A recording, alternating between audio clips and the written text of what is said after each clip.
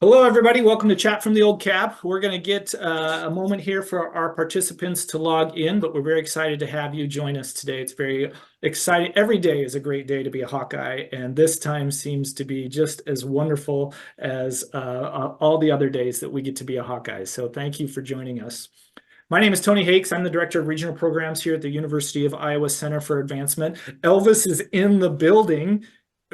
He's in a building somewhere, not the building I am, but we're very excited to have Elvis, Hawkeye Elvis, be part of our program today, and you're going to be hearing a lot from him here shortly. We will be adding a bunch of links into the chat today, so be sure to check those out, ways for you to get involved with your fellow Hawkeyes and learn more about Greg and Skyler and all the great work they're doing. Of course, Hawkeyes are a little bit in the news right now, where many of us are headed to Cleveland to cheer on the most famous team in Iowa right now. And we'll put some information in there on how you can learn about all the events that we have going on in Cleveland, as well as all the other things happening, such as the solar eclipse and all the great things that make us Hawkeyes. If you have any questions, you can ask those at any time, but we do have some time built into the end of today's program for you to submit a question. There's just a little Q&A button down on the bottom of your screen. You can click on that, submit your question, and we'll make sure to get to it time pending. I'd like to introduce today's host from Chat from the Old Cab is none other than Joe Conklin. Joe is a 2009 graduate of the University of Iowa. You probably recognize his name because he was knocking down passes and getting interceptions all over the place for the University of Iowa Hawkeye football team. He was a Rudy Award finalist. So if you don't know much about the Rudy Award, you can imagine that it goes to people that show great heart, great determination, and great hair. And Joe has all of those things, and we're very happy to have him part of our program today. So, Thank you, Tony. Joe, thank you so much. I'll turn things over to you. Thank you to everybody else, and go Hawks. Well, this is awesome. What an honor and privilege it is to be able to have this conversation today with Skyler and Greg and just a couple all-time Hawkeyes. And I think everyone's going to enjoy the conversation today. But, I thought instead of me just stammering through their background and who they are and what they're doing, provide them both with an opportunity to introduce themselves. So Greg Suko, better known as Hawkeye Elvis, tell us a little bit about yourself, where you're at, and anything else we need to know to get things kicked off today. Sure. Thanks, Joe. And no, I'm Greg Suko. I'm from Ogden, Iowa, originally, which is about 20 miles west of Ames, right on Highway 30. And currently I'm the director of real estate law for Ross Stores. So if you see a Ross store, go in and shop there because that helps pay my salary. Actually just been there about 8 months. I had a great opportunity. I had lived in Minneapolis 25 years, working for a couple other corporations. And I moved to the San Francisco Bay Area, and I'm now officially a full-time Californian, which has made coming back for events a little more challenging, but I'm still doing it. I'm still going to keep going forward with it. Awesome. Okay, Skyler, please tell us a little bit about yourself. Recent graduate, doing incredible things in the film and documentary world. Give us a little background about yourself. Yeah, similarly, I'm from Iowa, except I'm from Des Moines. And I was, came out right away as an Iowa fan. My dad's a huge Iowa fan. And so I was adopted into that world and wanted to go there because of that. And I studied film at the University of Iowa. And from there, now live in New York and work in film out here. And, I've been privileged and lucky to work on some great films and also starting to make some of my own as a director. And this film with Greg is, an early example of that. Well, wonderful. And I just want to reiterate to everyone that's logged in today, these are a couple of great Hawkeyes, and I'm just personally thrilled to be able to have the opportunity to speak with the both of you today. So, gentlemen, don't want to forget about this. Thank you very much for joining us. Our pleasure. And before we really dive in deep in the conversation here, Greg, just want to take a minute or two to acknowledge the passing of someone really special this week. We lost your mother, Maggie, on Monday, and she's obviously was an incredible person and was one of the stars of Skyler's documentary. And please just take a couple moments to talk about Maggie and what she meant to her friends and family and to her community. And of course, like our prayers and thoughts and best wishes are with you and your family during this time. Joe, I appreciate that. Yeah, mom was something else. And I would say she's actually the star of the documentary. It's more about her than it is about me. And she'd always be one to say, well, I created Hawkeye Elvis. Where's all my stuff? And give me a hard time about it. Mom was from Iowa too. Mom went to Ogden High School just the same way I did. And you know, when I grew up, mom was always going to my events, my football and basketball games.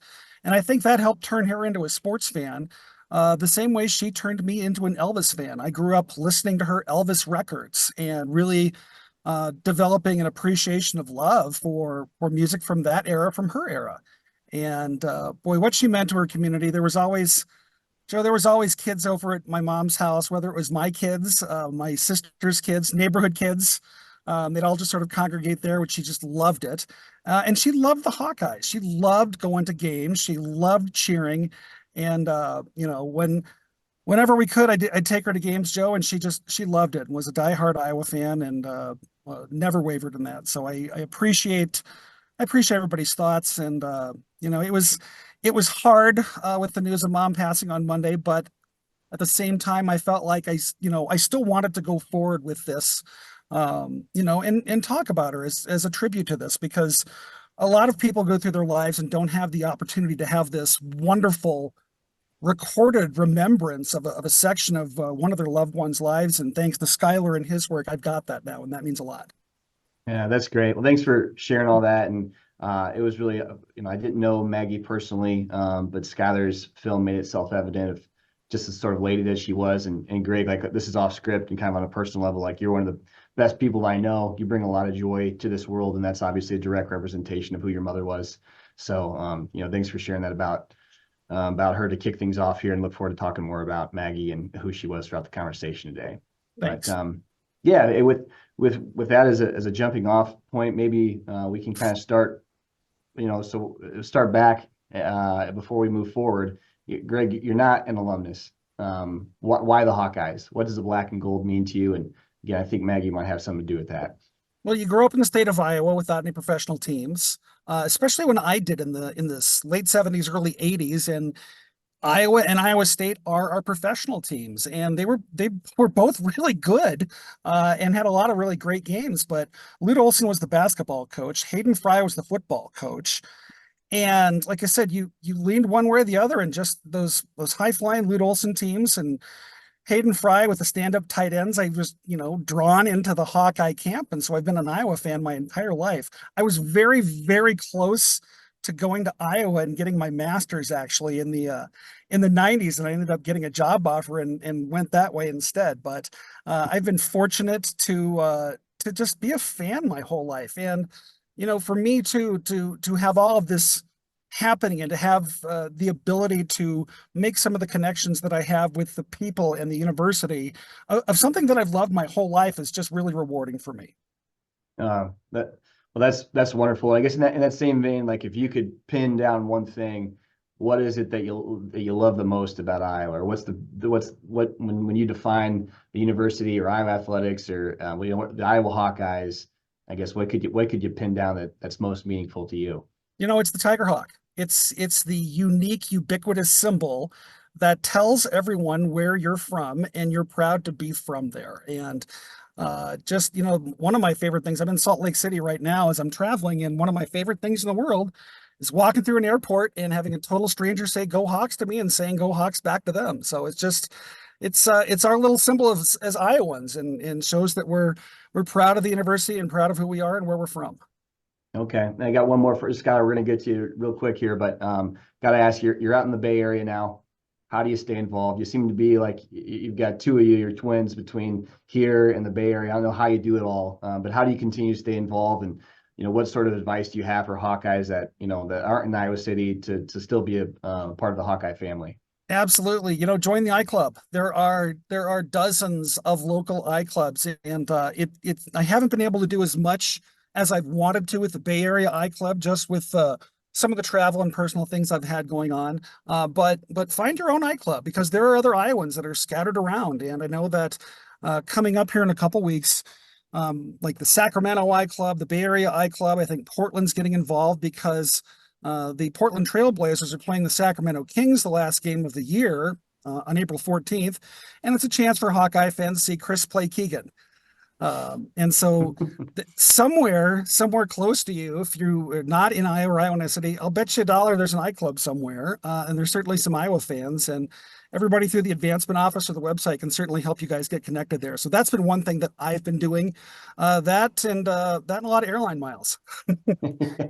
Yeah, those Iowa clubs, I mean, they're all over the country. If you want to get involved, we have a lot of resources online. Of course, you can find Tony Hakes, who kicked things off today, can help you as well, and his team. But you're never too far away from a University of Iowa graduate or friend or supporter, whatever the case may be. So let us help you find Hawkeyes over the country, all over the world, actually, for that matter.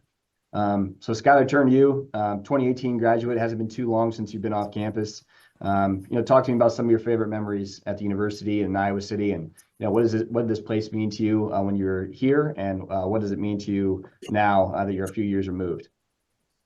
Yeah, I mean, growing up similarly, like being from Iowa, you're either an Iowa State fan, and me and all my friends were Iowa fans. We'd get together, you're like 10 years old and hanging out on Saturdays. The parents are outside drinking and watching the game as well, and we would just be playing football ourselves. And so, getting to the age when I was looking into schools, I was just so excited to be able to go to the university and get to be a part of that.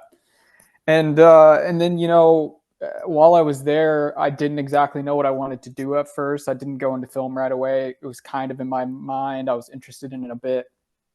And, I learned more about the program and realized, this was an extremely well-known and prestigious, teachers that were there. And so I felt comfortable going into it. And it was places like Film Scene, like being able to go there and watch films and, have your world kind of opened up through film was really important to me. And the teachers that I had,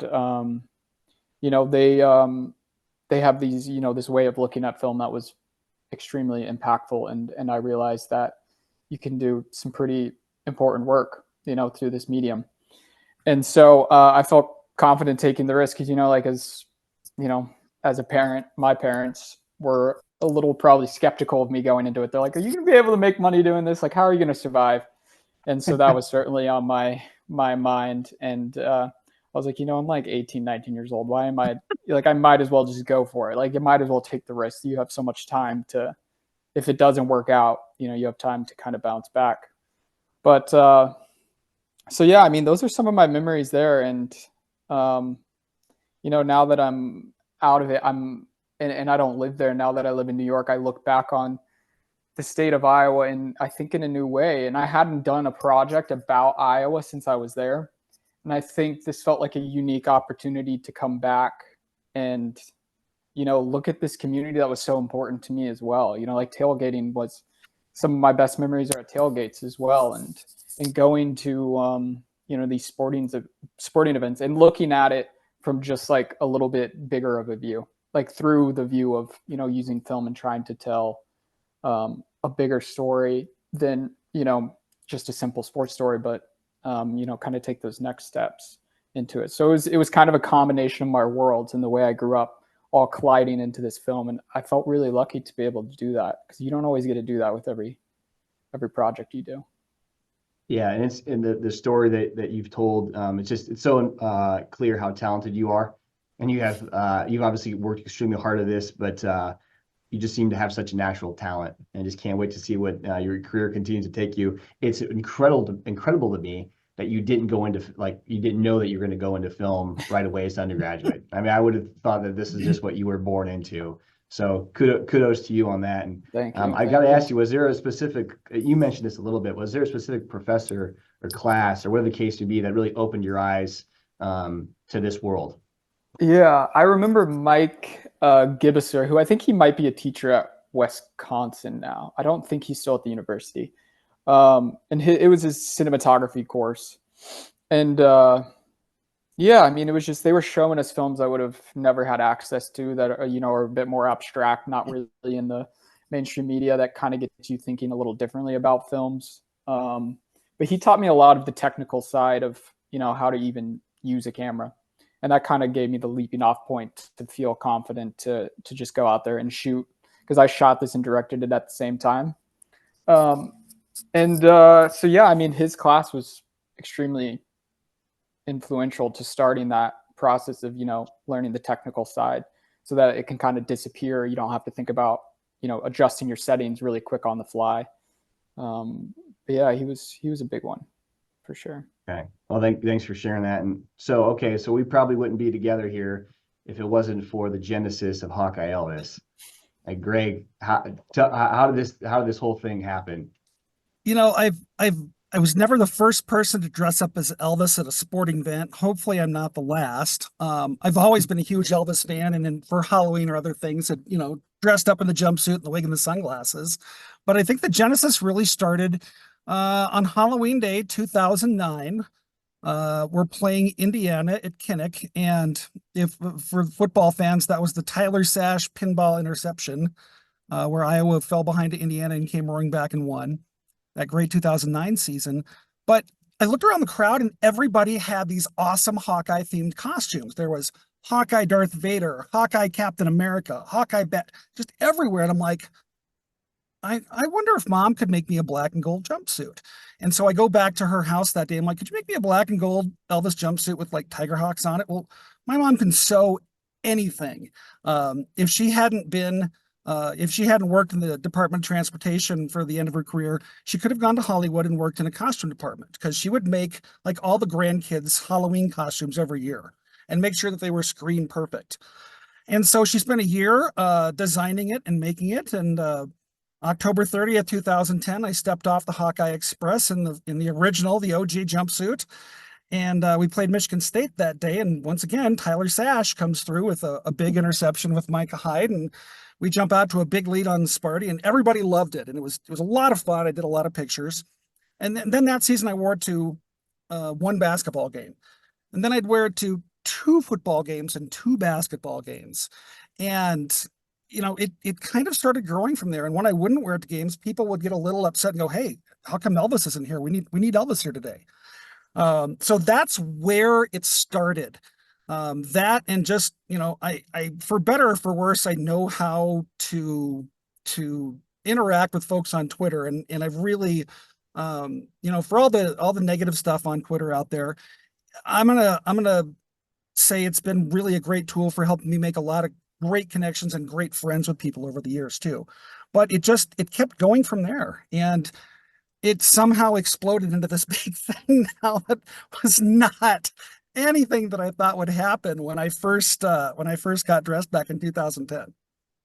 Yeah, it's funny that you mentioned those 2 games. I mean, there was clearly some magic in the air. So 2009, that was my last year, and I remember I think we were down 21-7, and Indiana's going to punch it in coming off the field because they put like our goal line set in, and it's like, oh man, like we're in trouble here.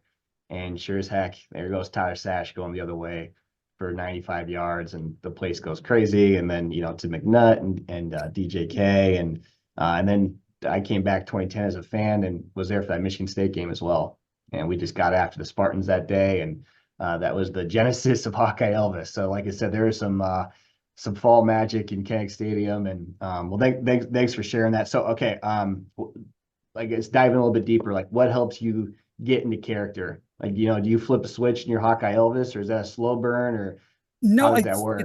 It's funny. Somebody else had asked me that too. When I'm going to a game, I've got satellite radio in my vehicles. And if I don't, I'm always, if I'm heading into Iowa City, I will listen to Elvis in concert to start getting in the mindset. In particular, his Aloha from Hawaii concert, which, at the time was like the most broadcast viewed thing ever on the planet, like a billion people. But just seeing how he took over and commanded your attention on the stage with his music and with his actions, I'll listen to that and get kind of psyched up and excited about it. So, something else I forgot to mention too, I was just, kind of like, oh, I'm that guy in the Elvis thing, but I don't think all this kind of really took off until 2014 when I happened to go to Chapel Hill. Because I had 3 friends who were lawyers in Atlanta. Two of them went to Iowa, one went to North Carolina, and we happened to be playing at Chapel Hill for the the ACC Big Ten Challenge. And I wore that outfit down there, and people in Chapel Hill had no idea what to think of it. And Mike Gazelle drives the lane, gets fouled, lands at my feet, and I'm celebrating. And, Adam Woodbury's there, Jared Utoff, and we're all yelling and cheering, and Iowa wins. And walking back after the game, my friend goes, "Greg, you've got to see this." And it was that picture of me at the North Carolina game. And then, boy, that's kind of kick-started it, because after that, I got to make friends with some other folks in the media who would want to do profiles on me. And then I was fortunate enough in the next year to be part of the halftime show for homecoming against Illinois in 2015, where I got to Jenny Eustace with the Iowa dance team, and Greg with the Spirit Squad. Just so fortunate to be able to come back and practice and do a halftime show as Elvis for that. That was just a blast, and it's continued to somehow grow. Yeah, it's remarkable how this thing has grown over the years. Skyler, I do have a question for you. It's kind of in the same vein. You were there. I've never witnessed the transformation from Greg to Elvis to Greg again. Is what Greg is saying? Is that how you've seen it from an objective third party? I mean, I feel like I think he said this in the past, and correct me if I'm wrong, Greg, but it's like basically you, it's still you when you're in the Elvis costume. But I always thought it was funny, like the film kind of begins when someone's asking if he has the smoke again this year. That always cracked me up. And I never saw that version of it where it was like, with smoke and all that. But no, I think, it's just he's taking off the uniform, and, whenever I was there, it's just, he was wore out because it's a long day of taking a lot of photos and a lot of people, and a lot of, takes a lot of effort. So that's mostly what you see is kind of the tiredness, and it's just like, all right, I need to take a break now. I need to rest. That's mostly what happens. Joe, I've joked that I've been in my underwear in more Big Ten parking lots than anybody else from the state of Iowa. Hopefully, I can't confirm that. That's a heck of a record to own. So congratulations to you on that. Okay, so talk about that. Like, what's it like to be noticed as Hawkeye Elvis when you're out, whether either in Iowa City or out on the road, and like, in regards to like, I mean, you're just a great follow on social media. You're like a pillar of positivity in an otherwise maybe not so positive place. Like, so what is this fame and notoriety? And you just handled it all so well. Just talk about that a little bit. I do this because it's fun. And the people that I'm talking to and hanging out with, they're enjoying it as well. It's funny to see the different reactions sometimes, because sometimes, like if I'm walking down Melrose on the way to the game and I'm behind someone, they won't notice me, and then one of their friends will turn around and go, "Holy cow, it's Elvis. He's right behind me." So that kind of, just my presence kind of startles people. And I'm not a small guy either. I kind of stick out a little bit. I'm 6'5", so I'm kind of noticeable. And some people, it's hilarious. Some people aren't fazed though. It's like, oh, there's a guy dressed like Elvis. But a lot of the times they're kind of just like, they don't know how to expect this or how to take it. But it's so much fun for me to do. And what are we doing when we go to these? We're going to watch kids play a game, Joe. That's what we're doing. That's what we're doing at Kinnick. That's what we're doing at Carver. That's what we're doing at the Fieldhouse. That's what we're doing at Dwayne Banks. We're at the end of the day, we're watching a bunch of 20-year-olds go play sports. And we do that because we like the sport they're watching.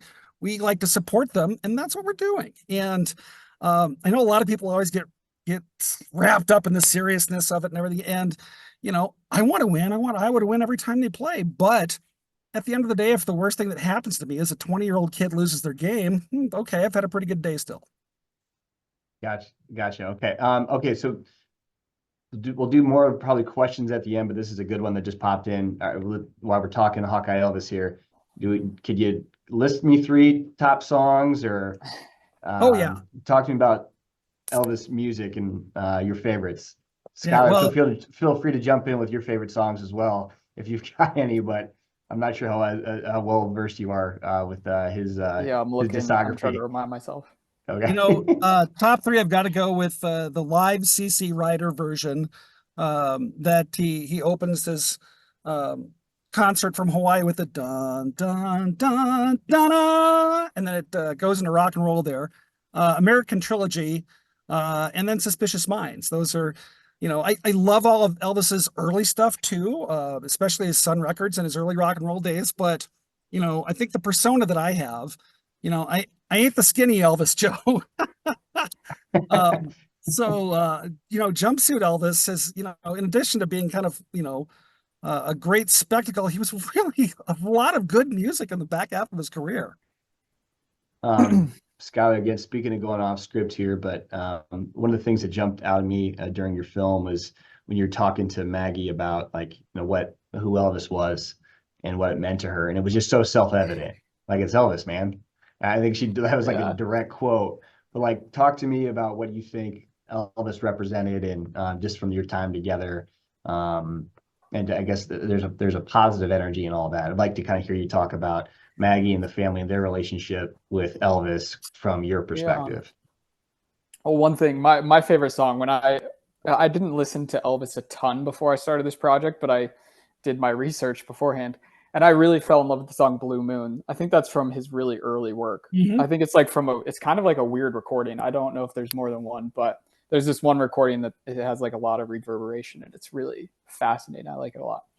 But yeah, I love that moment in the film too, when Maggie's just like, she kind of grills people throughout the film, which cracks me up every time. And then it ends up aimed at me. And I love that I was able to get some of that too.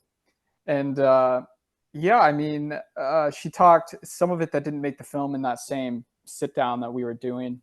She talked about trying to go when Elvis went to Des Moines and her brother wouldn't take her.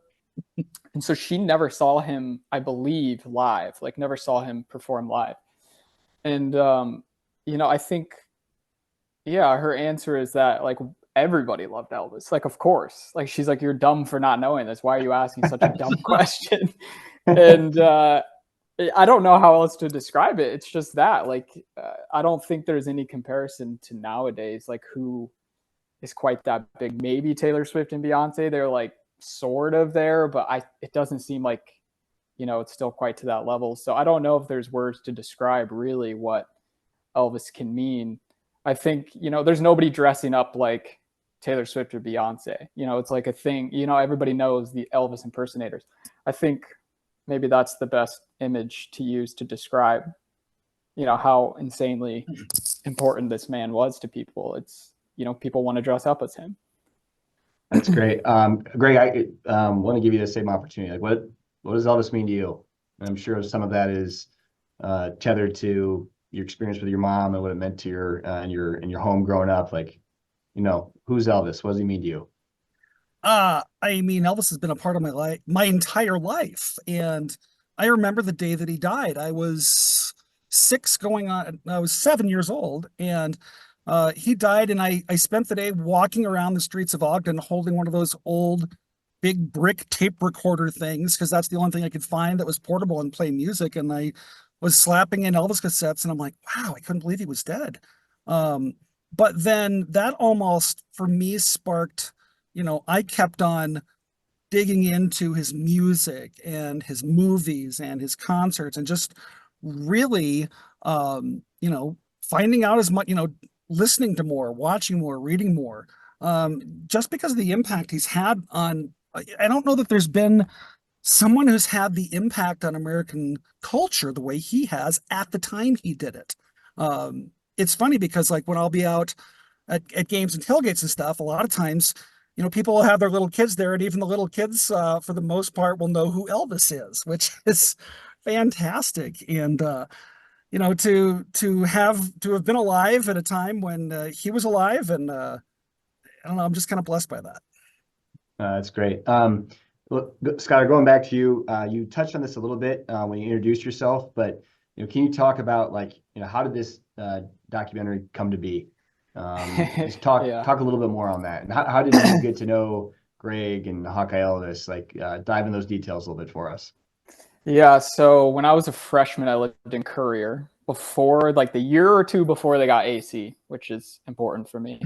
It's I went back and I was like, wow, they have AC now. But my RA, his name's Jacob.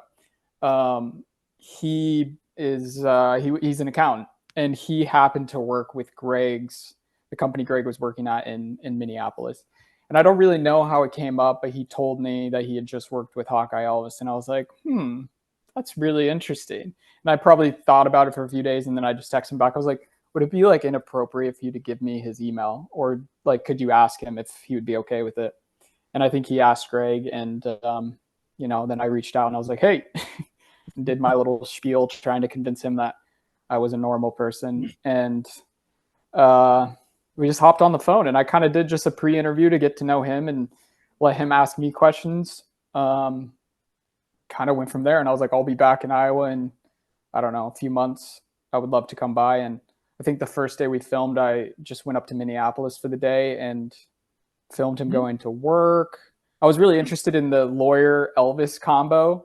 I was like, that's interesting. Like doing both these things, there's like an interesting juxtaposition there. And so that was like the beginning, was going to his work, and we did an interview down at his basement. And, that kind of kicked it off. And then we went to their opening game Against and then Indiana. the Iowa State game. Yeah. Yep. I was there for like 2.5 weeks. I just stayed and hung out. It was right after, COVID lockdown had lifted, I think. And that's when, that was the first like 2 weeks of filming. And that's like what a lot of the film is. And the rest, just filmed sporadically, trying to fill in gaps and make sure everything made sense.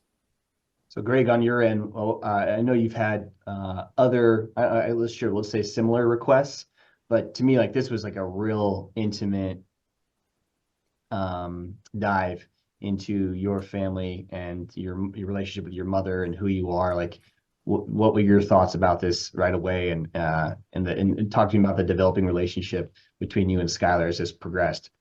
It's interesting because like when Skyler first approached me, I'd had people want to, do stories and interview me and stuff like that before, but this was a little bit different.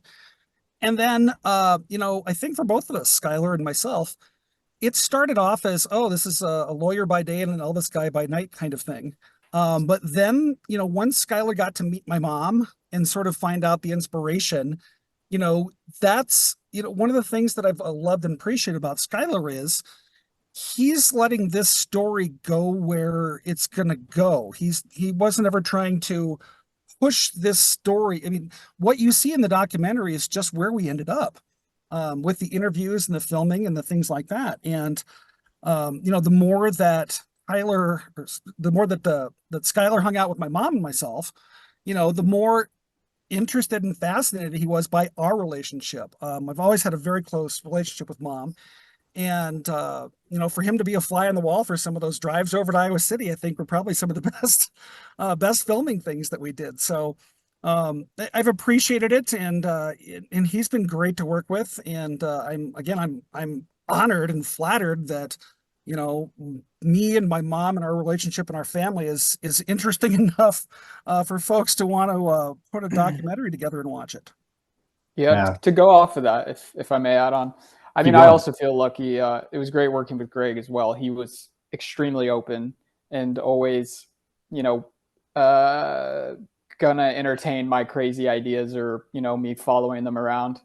But it's funny. We're talking about kind of where the film ended up. But when I first started it, I thought of these very strange ideas I'd seen this one film of like an alien narration where it's like an alien looking down on Earth and it's kind of just making commentary. And I was like, it would be so interesting for an alien to look at this situation of somebody dressing up as Elvis and even like a stadium full of fans. Like that's really strange when you take such a big step back.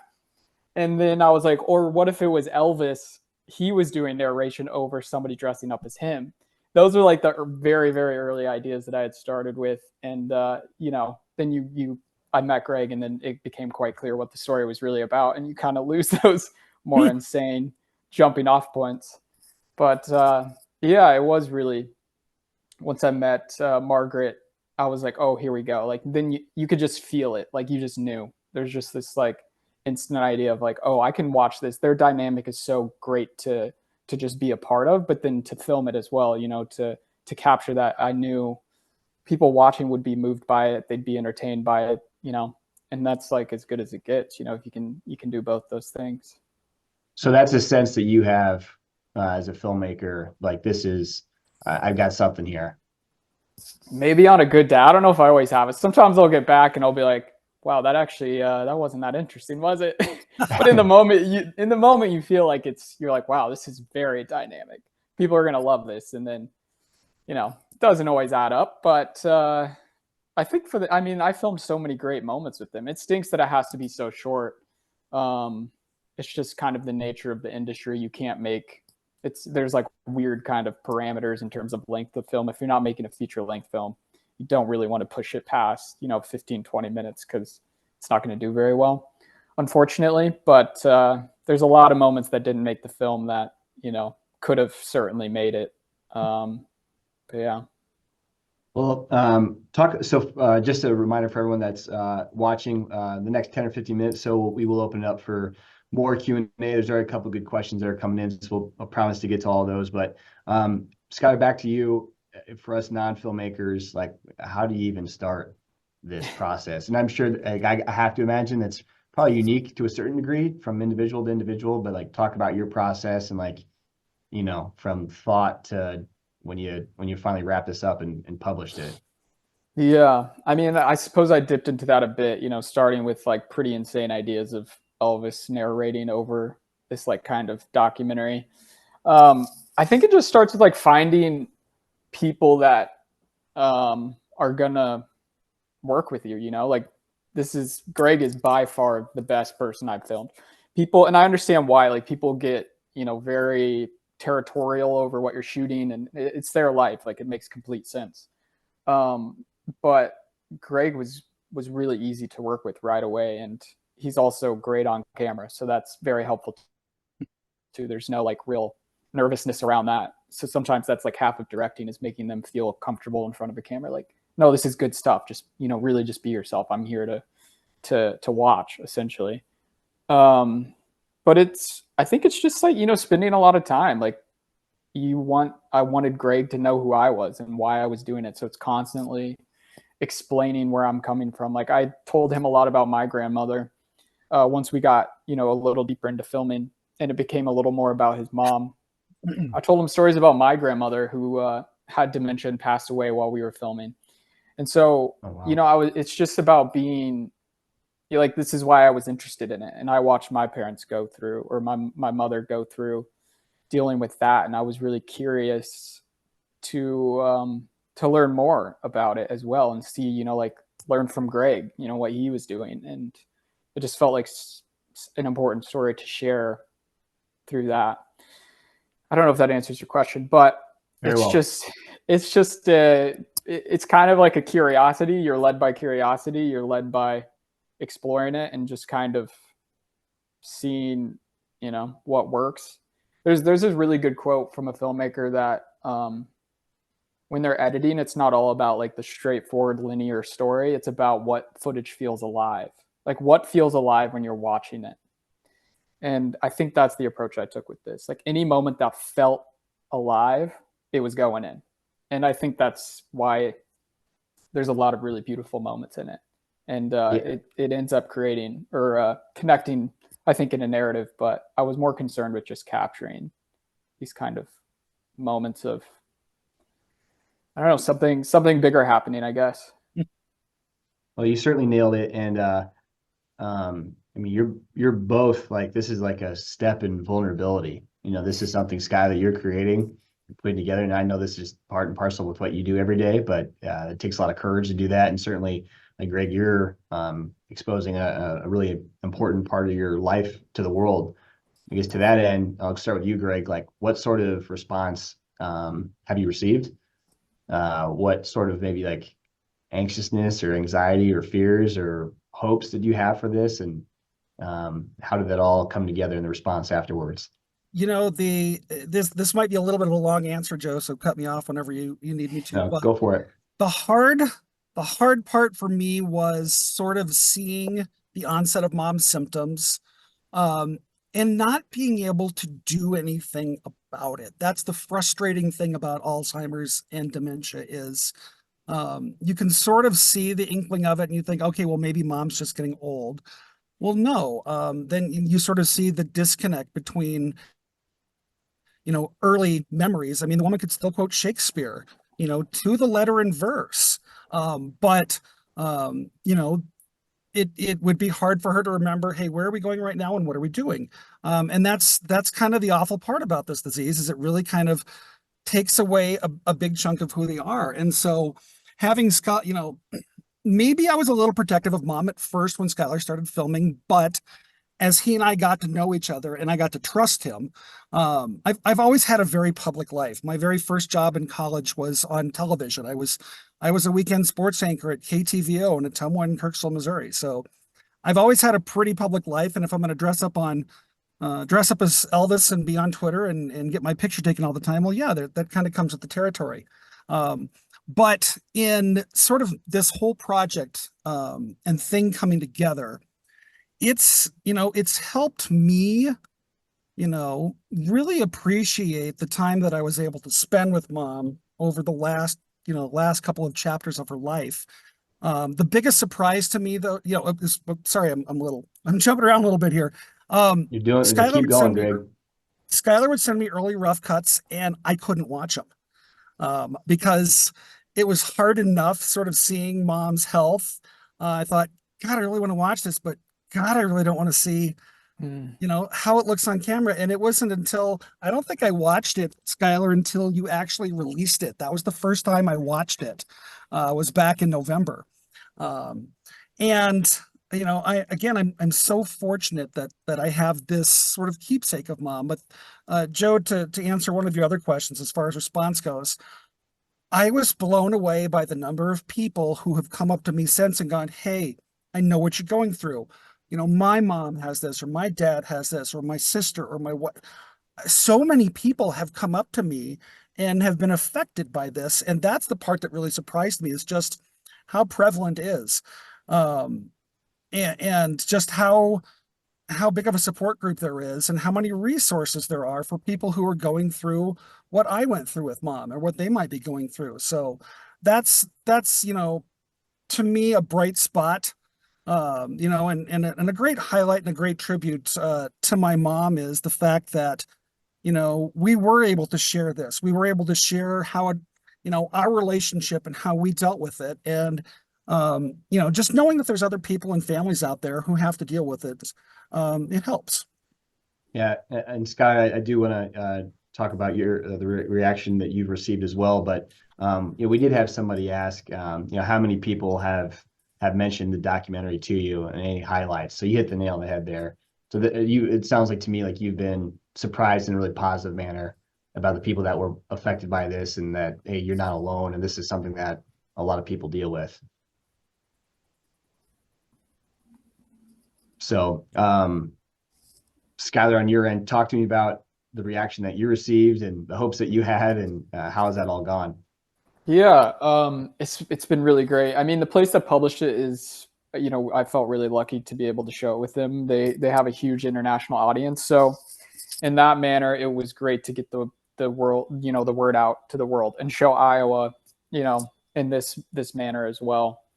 And then it went on and got some other awards, which is really nice. But all of that's nice and good. But I feel like the emails, like getting emails from people, and they would talk about, similar to, I think, what Greg's describing, talking about their experience with their parents going through this. And it felt like it was just giving them an opportunity to like relive memories as well. And I've said this a number of times, but I do really feel this way. It feels like that's when film, or a film is at its best, when it gives you an opportunity to look and reflect back on your own life and think about these memories that you maybe might not have rethought again. You only take so many chances to rethink about these memories. And the film felt like it was such a film about memory.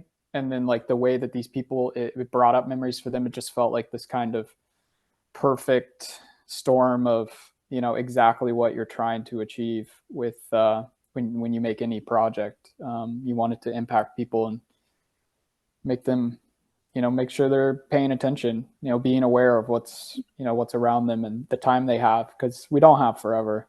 And so that's really, I think, at the end of the day, it's all you could really hope for to achieve.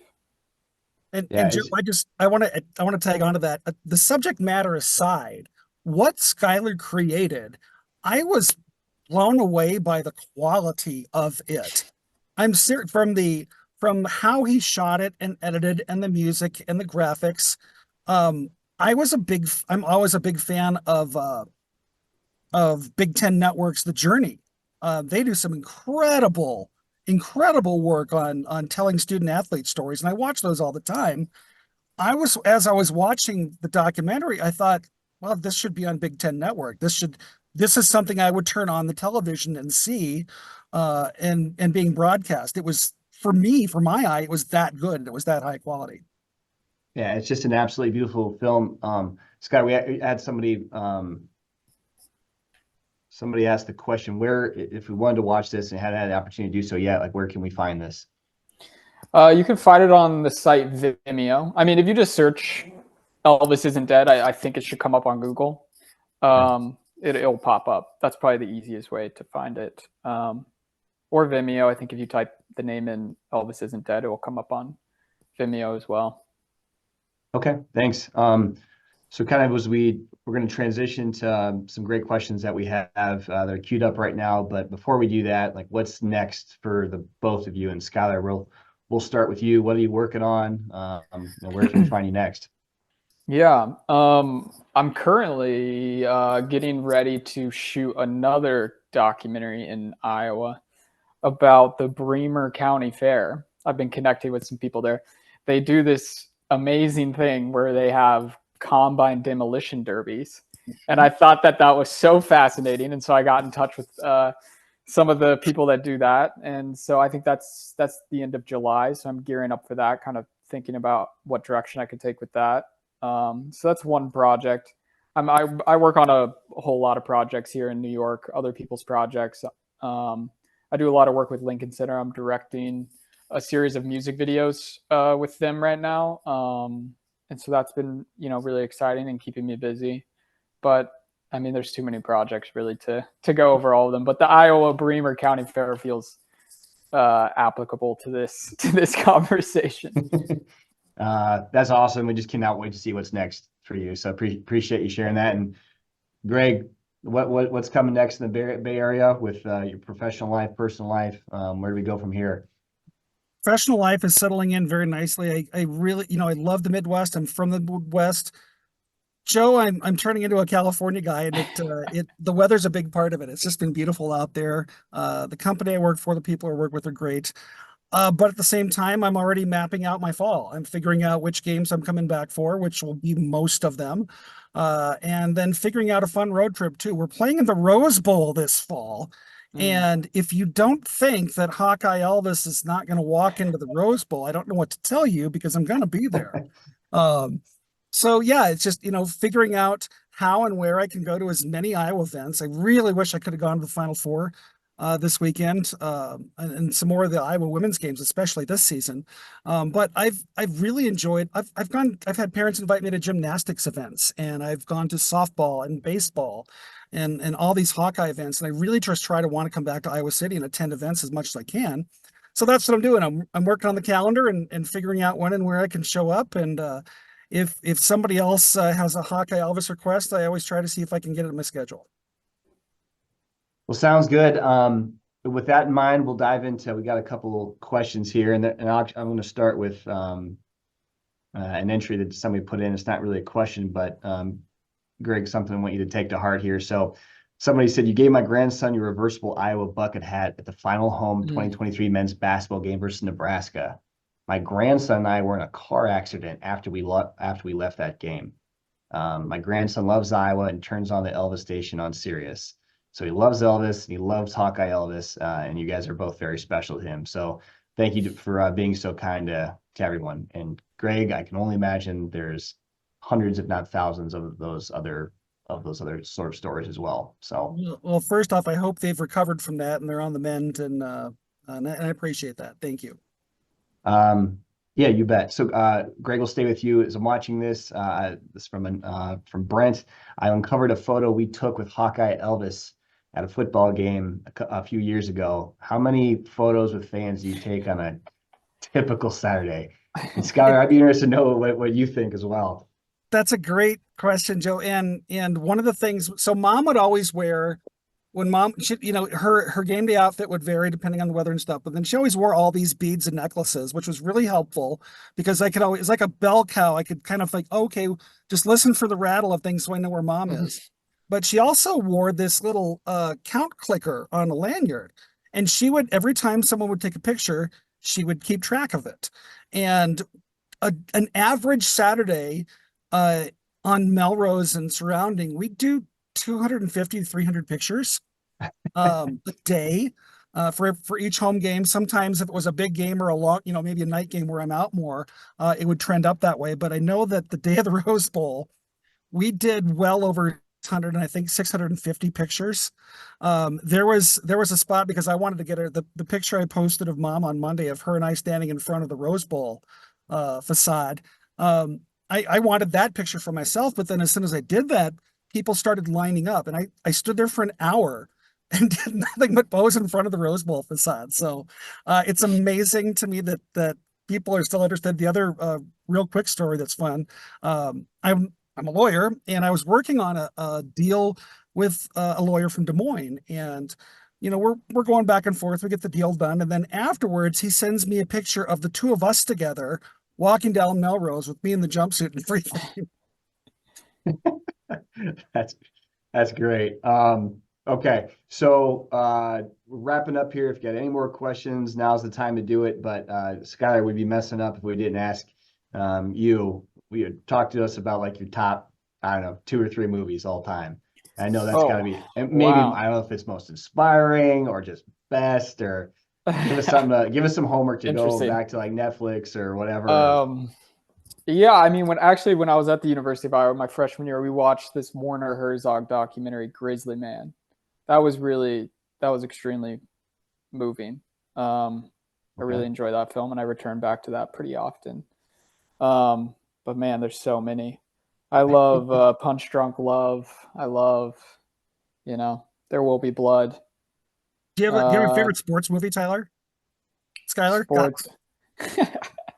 Sports movie. Moneyball is pretty great. I just saw The Iron Claw, if you can call that a sports movie, that just came out about the wrestlers.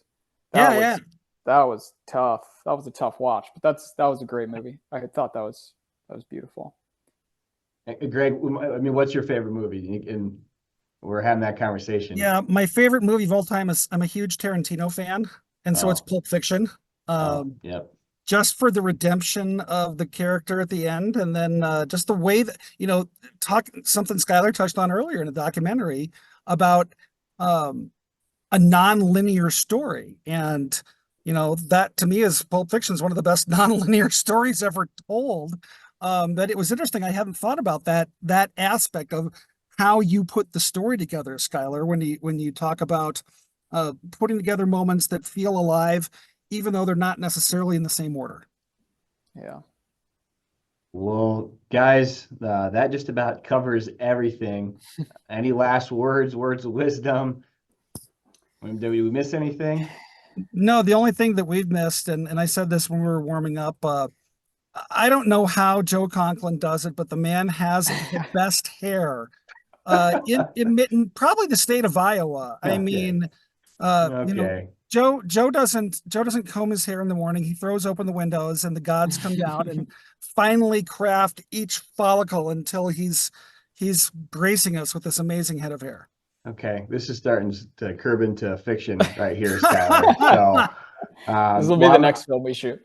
Yeah, I'm embarrassed enough where we need to wrap this thing up. So, hey, guys, thank you. A couple all-time great Hawkeyes. Thank you so much for being a part of this. Thanks to everyone who joined us today. If you don't have plans for tomorrow night, yes, you do. And cheer on our women's basketball team over UConn, and we got a national championship to win this weekend. So it's a great time, as always, to be a Hawk. And just thanks again for everyone's participation today. So thanks, guys. Thanks, Thank you so Tony. much. Thanks, Annabelle. Joe, thank you, everybody at the University of Iowa. I love and appreciate the support and everybody. Thank you. Thanks, guys. Thanks, Skyler. Thank you.